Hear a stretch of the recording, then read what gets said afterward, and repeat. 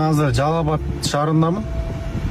Өзбек бир туугандарым монтип эртеңки Курбан айт майрамына ушинтип тосуп алмак болуп даярданып атышат экен да, машаллах. Аллах таалам ыраазы болсун. Майрамды мына ушинтип тосот да. Анан биздикилер кандай? Баягы эле ак кийди, баягы эле жылдык, баягы эле ыйламай, баягы эле даттанмай, баягы эле да. Неге биз ушинтип мусулмандардын өзүбүздүн майрамыбызды мына ушундай проблемага айландырып жибергенбиз, кыргыздар? Биз эле майрамдабайлыбы? Орозо айт, Курбан айт дегендерде шан шөкөт менен балдарыбызга белектерди алып берүү менен мына ушундай